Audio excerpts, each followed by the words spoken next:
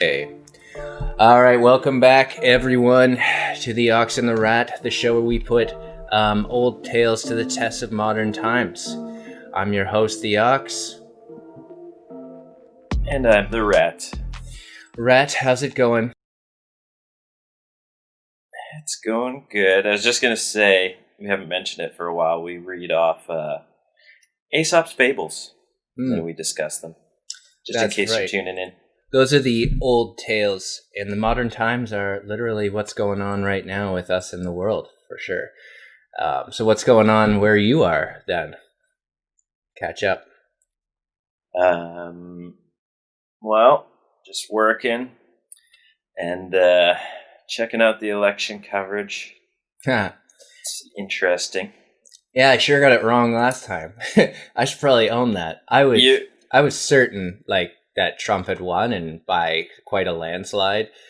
But yeah, I mean, mail-in voting. There you go. Makes sense. Yeah. There's that, and then there's a sad fact.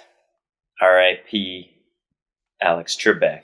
Yeah, Alex Trebek. Away. Yeah, and you know what's great? As a hockey fan and as somebody from Ottawa, we got Alex Trebek to get to make our third overall first round pick, and that was just weeks ago before he died. So that was like his last public appearance. So hats off to the Ottawa Senators organization for making that happen.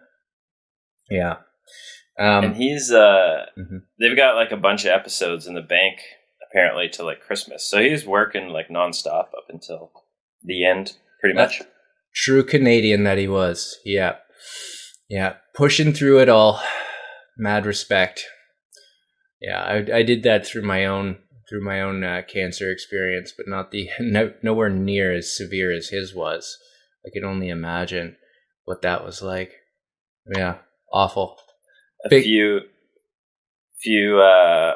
little tidbits. Net worth. Take a guess. Oh shit, that's a good question. Well, he's definitely a millionaire. Like 10 million. 75. Holy fuck.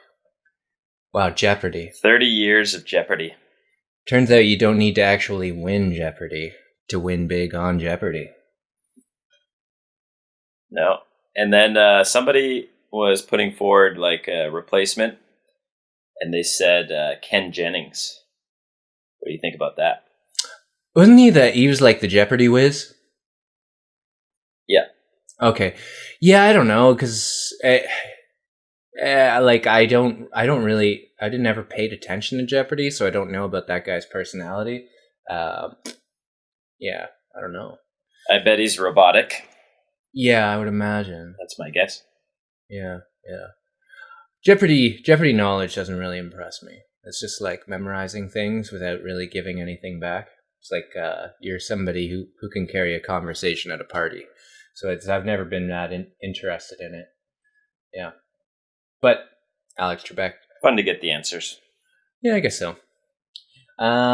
What's your favorite game show then? Actually, I've been getting back into Survivor. Kind of like it. Never watched an episode. You like it? You should watch. They're supposed to have the most diverse cast this year. Yeah. Not a bunch of white people and one black guy and one Asian. Yeah, everybody's got a diverse cast for the sake of diversity. But it's pretty interesting because, well, one, it's always in Fiji now, but I wish it was a bit more, like Alone. Alone is a pretty good one. If they mixed Alone and Survivor together, that would be good. Isn't Alone real? Alone? Alone is literally real Survivor, right? Yeah. I mean, that's what it is. It's just not a game show. So my favorite one, the only one I really ever got into was American Ninja Warrior. I love that. Like, sit down with a few beers and a few friends, man. Like, that's a great show to watch. Love that. And like, you can, because it's on Netflix, or was, you can just run through it and keep playing it. Doesn't need to be at a specific time. Great pre-drink. Background that show. It's true. You could even put music on. Just put that on TV. Put some music on in the background. True. Yeah. That, or what was that late night one that was way back, decades ago? Like that funny, I think it was Japanese one where they'd like, people had ridiculous names and like ridiculous costumes, and they'd get like smashed with balls and stuff, and they'd have the slow-mo of them falling. That was cool. That was awesome. I don't remember ultimate wipeout, or I don't know. Yeah, I think it was something like that. But that's a good one. Iron Chef. Actually, good point. I really got into Iron Chef for a while. I love cooking. I don't really love cooking so much. I don't know what it is. I like food. I think that's what it is. Even though I don't really eat. I like eating. Yeah, I do like eating. Makes me hungry. Even though I don't eat that often or that much. Yeah. What do you do for fun anyways these days? Thing? Last weekend I just stayed at home, so that's fun. That is usually just go to the girlfriend's and I don't know, watch movies or whatever. Just kind of relax on the weekends these days. If I drink, I just like hang over for a week. How's nightlife? Nightlife here. I mean. It's things close, things open again. There's apparently the apartment is open somewhere. Oh wow! I don't know. Yeah, it always was, right? And there would be something would, those 3 or 4 go-tos would close, open up somewhere else. It'd be a rumor, and then yeah. So things are shutting down, but then things are opening up. I got some new restaurants and little brew pubs and stuff like that around here, so it's kind of cool. Do miss that vibrancy, like I said before. But hey, why don't we get to our fable? Let's do it. Let's say ye. Good. All right. So this is a classic, but I wonder if the ending comes as a surprise. This is The Wolf in Sheep's Clothing. Right. On Wall Street. Yeah, maybe. So, a certain wolf could not get enough to eat because of the watchfulness of the shepherds. But one night he found a sheepskin that had been cast aside and forgotten. The next day, dressed in the skin, the wolf strolled into the pasture with the sheep. Soon a little lamb was following him about and was quickly led away to slaughter. That evening, the wolf entered the fold with the flock. But it happened that the shepherd took a fancy for mutton broth that very evening, and, picking up a knife, went to the fold. There the first he laid hands on and killed was the wolf.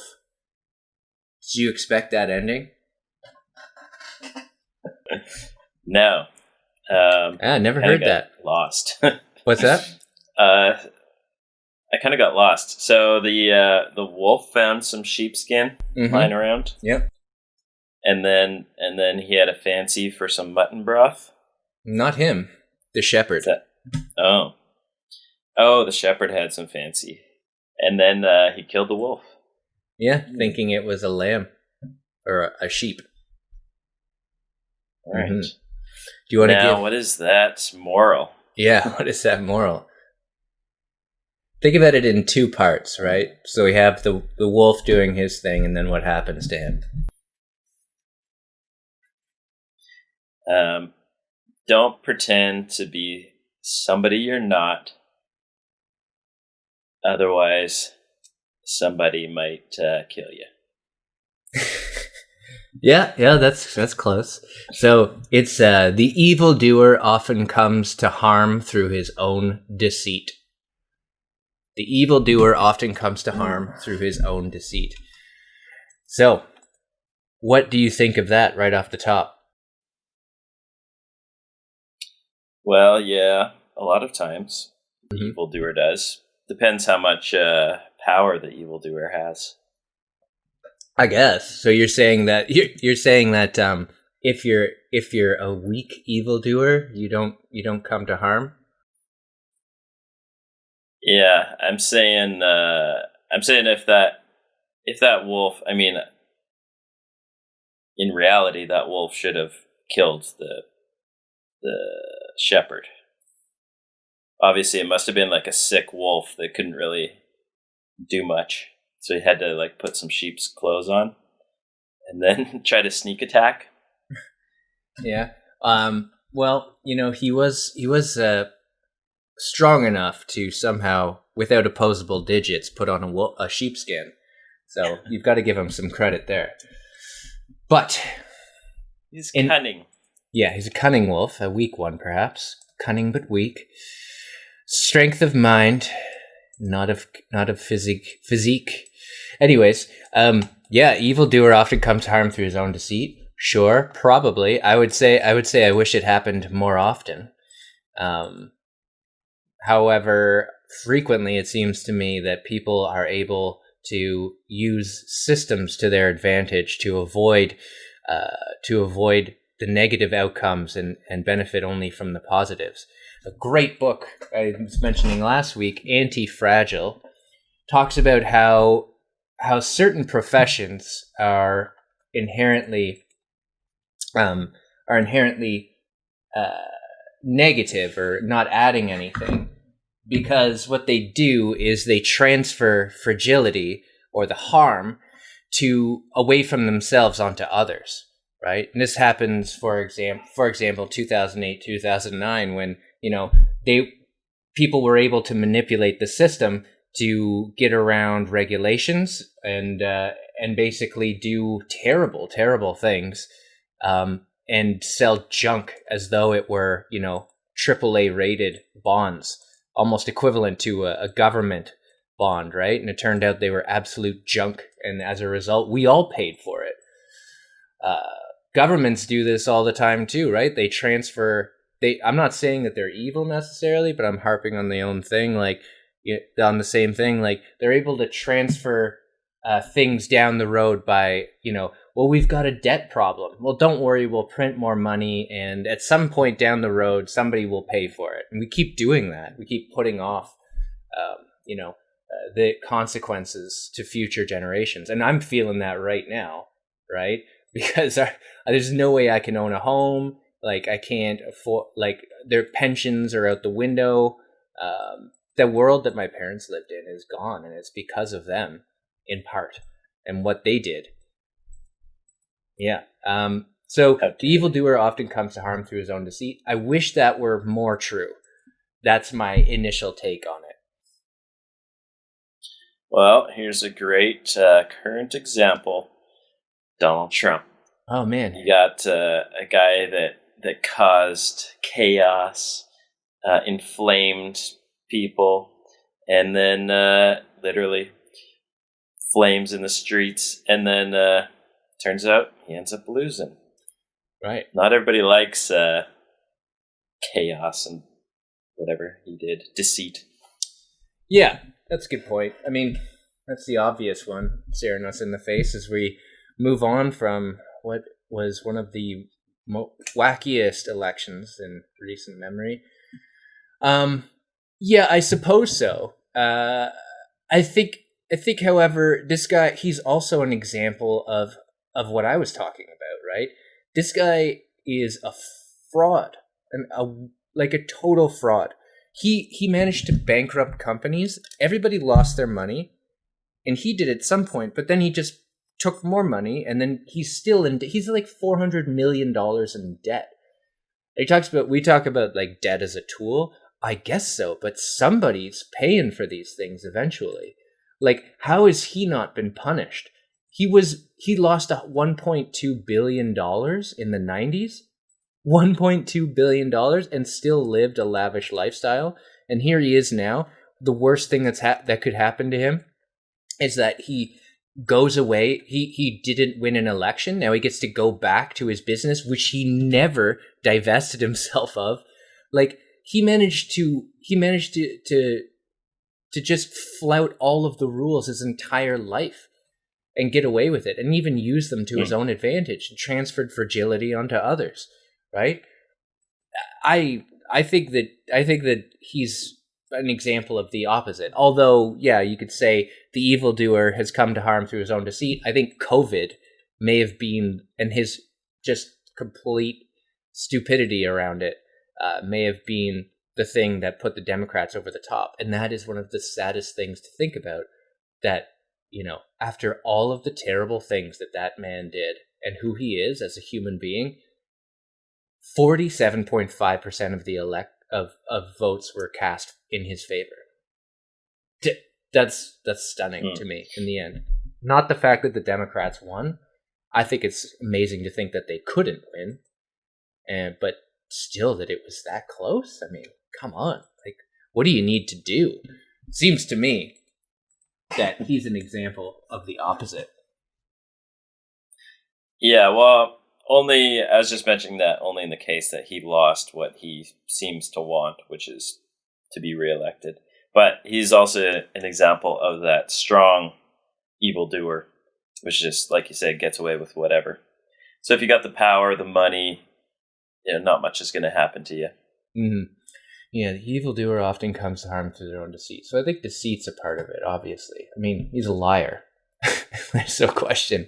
No argument there. Well, I think about my own experiences. I mean, the Donald Trump's always top of mind here. Like, moving out off of that, deceit. Do I experience that? I'm not a very deceitful person, I don't think. So I'm trying to, maybe I am. Correct me if I'm wrong, or don't. But I don't think I'm very deceitful. But other people in my life?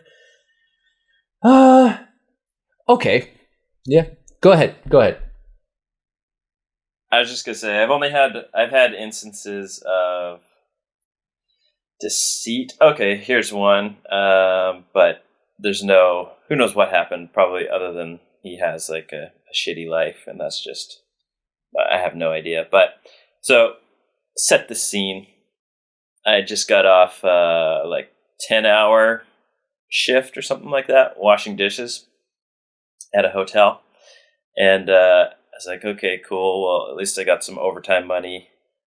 Shitty job, but I got some extra money. And then just as I was about to go into my apartment, this guy outside seemed like a normal guy. And, the classic, I lost my wallet or whatever kind of sob story.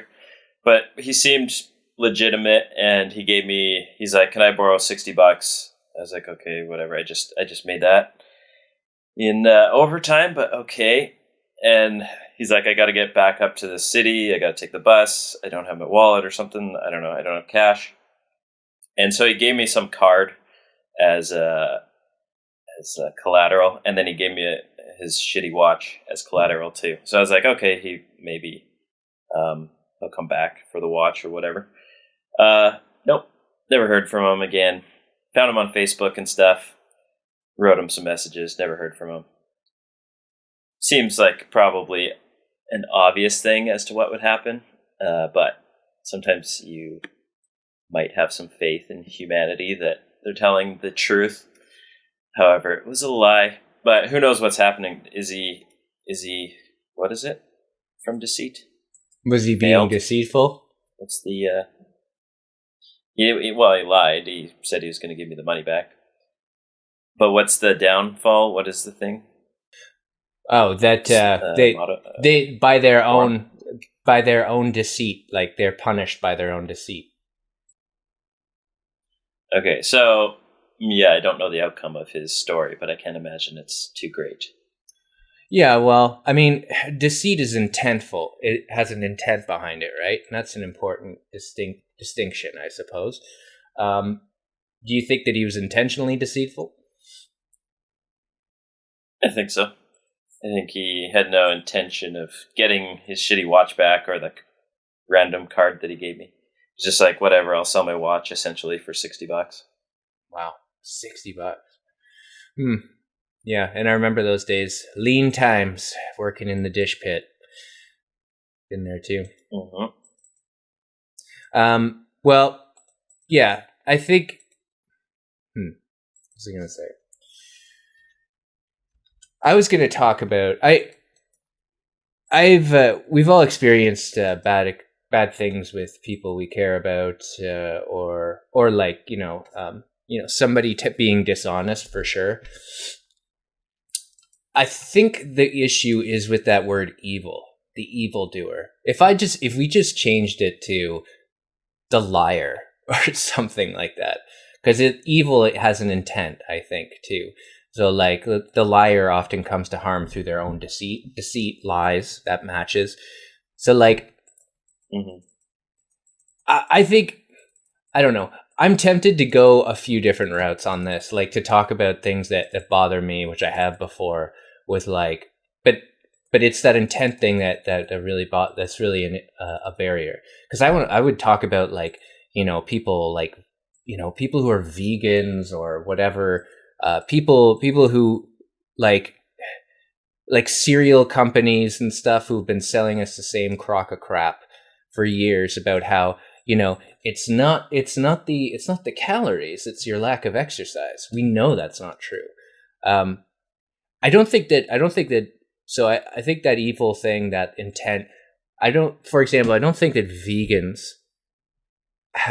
are wrong. I know that the outcome is awful. It's never been proven to be a good decision, and just the facts behind it don't work. The mechanics and the biochemistry doesn't work. But there's no intent there, I don't think. I think the companies that are supporting them are, right? So like there's clear evidence, I think, that the companies like Coca-Cola, for example, is actively deceitful, right? But they don't pay for it. What about cigarettes, right? We know for a fact that they lied, but they didn't come to any harm. They paid a fee, and now they're into other things. They've just diversified. An awesome fact is that way fewer people smoke today than did in the past, and that number continues to decline. But when we change that around to people who are now vaping, for example, that number doesn't look so good. So they've just diversified and moved in a different direction. So I'm moving more and more towards the idea that this doesn't actually come to truth. Like the evildoer doesn't often come to harm through their own deceit. I mean, companies, people, powerful individuals, and powerful companies, they always seem to get away with it, right? Always. I don't. Yeah. I wish that weren't true, but it seems true to me. What do you think? I think so. I think you'd have to look at that wolf as a lone wolf. There's a reason why he's by himself. I think he's sick or old. They only do those kind of things like attack people or whatever when they're desperate. So if he was powerful, he would have just killed the shepherd, right? And got away with it. And get a sheep, probably, with all his buddies. Just surround it. So, yeah, the more money you have, the more wolves in your wolf pack, you can get away with a lot more. Yeah, I don't know. I think, yeah, probably power has something to do with it. But but that intent, right? I mean, you can't fault people for making mistakes. You can't fault people for misunderstandings, falling for propaganda, because it works for a reason. But the intent behind it, the people who are knowingly doing harm, that's where the buck stops for me. And it just seems more often than not, they get away with whatever it happens to be, right? I mean, Donald Trump, what's the worst case scenario? Like I said, he's just a rich businessman. Too bad. He's going to have some sort of podcast or some sort of thing where he just gets this big development deal. He'll move into media. And, makes a bunch of money off it. He'll move into media. That's where he was. He was going before he thought he was going to lose the election. It was Trump TV. What a joke. How do you look at that guy and feel good about yourself agreeing with him? Like, how can you look at that like pear-shaped liar and be like, that's who I want to associate with? Like, it doesn't make any sense. I disrespect him on a personal level, on a physical level, as a human, as a businessman. He's a failure in almost every way. But somehow, again, back to the tale, back to the moral, it's not true. So maybe he's a good businessman, because no matter how shitty he is, he could still be good at it. Well, that's the system, theory, right? And I think that he may be clever at playing the system, and that's where, again, here's an interesting one. This is off the beaten track. I've talked to this about a few people, and again, it goes back to this book, Anti-Fragile. And he talks about like how the nation state is fragile, like it doesn't work. It just transfers fragility to other areas, right? So there's a time when everybody was consolidating. Germany in the 1800s it became a country. Italy as well, through wars and diplomacy, etc. And this was seen as a good thing. This centralization, but it seems to me it doesn't work anymore. And the U.S. election is a great example, right? Like, and Canada too. I wonder, like, do we need to have nations, large nation states? Would Ontario, where I live, for example, be so much worse off if we were a quote unquote country of our own? Like without any negative feelings towards anyone else. What about the United States? Would New York be so much worse off? Would, California, which is gigantic, which is one of the world's largest countries on its own, and, you look at that election and you think like too big to fail is kind of the problem, right? We're talking about the size matters. The size of your wolf pack, right? Because you're able to prey on other people. So maybe size is a problem. I don't know. That's something that's come up a lot to me. I don't see the value in something in a union of provinces, for example, that allows where we need to transfer money to other provinces so that they can develop this dependency, right? Because without it, you'd figure a way out, or people wouldn't live there, right? There's this weird dynamic that develops where, when you have this large system, you need to there's transfers that happen, and somehow we see that as sharing, but that happened before. Now we're just transferring, harm around. I have more money, so I'll pass it off to you, and then you can develop this dependency where you rely on it to subsidize certain industries, et cetera, down the road, and all these consequences come out of it. But there's a system now, so we can't get out of it. I don't know. And I think that's part of the problem. Yeah, well, British Columbia, Alberta, all that money goes east. It sure does. The per tax dollar, there's more sent east. Yeah, and local solutions used right? in the provinces. Yeah, and you end up with these stupid ideas that are like nationwide ideas that no longer work. There was a time when it did. The St. Lawrence Seaway was great for a few provinces, mainly Ontario. The Trans-Canada Highway was positive. Via Rail not Via Rail. The Trans-Canada Railway was great too, for even if the provinces weren't together, that would still be good because transportation and movement between areas is still an important part of trade, etc. But that transfer was happening beforehand, right? Trade and exchange, they were happening, and they're not required, or a nation isn't required to have them, right? Business doesn't require giant corporations. It doesn't. It needs, and small and medium-sized businesses add far more to the economy in general in terms of taxes and jobs. So I don't know. I think size and diversity. Yeah, I know. Don't even get me started again. But yeah, I think wrapping. Well, just in terms of Go ahead. In terms of just types of businesses you have. Like they're more eclectic or they're more unique. Like every town you go to in seemingly every city in the world, I don't know about Europe, but it's got the same giant stores, all the same restaurants and everything. Like everything's the exact same, except for those little businesses which make it unique and actually a desirable spot in most cases.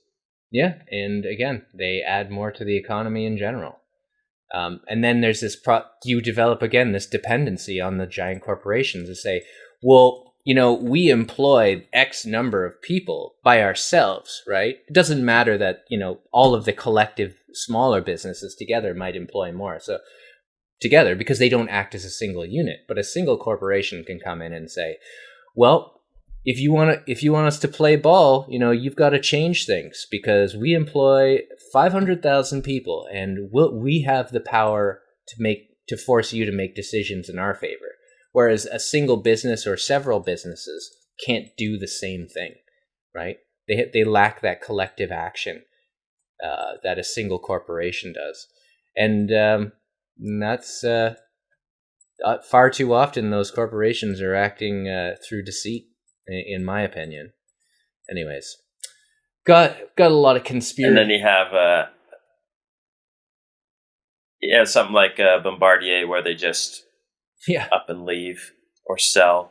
That's an awful... Like, great Canadian company. Yeah, that's an awful relationship too. You see what they do. Like, they have a relationship with the government and we subsidize them. That's not business. Right? That's not how it works. The people need to be able to fail, right? In order for deceit not to work, right? Donald Trump cannot fail because he's gaming a system that's no longer working for individuals. That's kind of going back to what we said before, that I don't agree with this moral. So we could wrap it up here. I'm 2 thumbs down on this one. I think far more often than not, evildoers gain through their deceit. And it's a systemic problem. And talked about that. So I'm against this one for once. I think this is the first time I've been fully against a moral. It's true. It's only if you get caught, and then it's harder to get caught unless you got a cell phone these days for the average person. Otherwise, it never happened. You just go about your day. Yeah, no kidding. What a joke. Well, on that depressing note, let's call this one a wrap. No, evildoers, unfortunately, do not get punished through their own deceit. And frankly, the current system, I'm going to say, sounding like a conspiratorial person, just to be clear, I'm super liberal. I think that term has lost its meaning. I am a liberal in intent and belief. I just don't think bigger is better. And frankly, the system incentivizes people to cheat, lie, and find ways around doing their fair share. So deceit is incentivized. Oh. Go watch The Corporation and be depressed. Don't listen to Michael Moore. That guy's super biased. No, it's not Michael Moore. Isn't it? Yeah, it is. Corporation is Michael Moore, yeah. No, I don't think so. Almost positive. Look it up. Anyways. Fact check. You can fact check me, but we gotta go. It's start of work day for me, and time for you to go to bed. I've almost got it. Hey, Michael Moore, 2003 film. Production company is actually Canadian. So it was Michael Moore. Director's Mark Akabar. No, Mark Akabar. And Bart Simpson. Wow, I didn't know he made that. Was I wrong then? Yeah, check it out if you haven't seen it. Very depressing. Yeah. All right then. Let's call it a day. Evildoers, lucky you, I guess. No, he's from University of British Columbia, the writer. All right. Let's call Adios, amigo. Adios. Bye.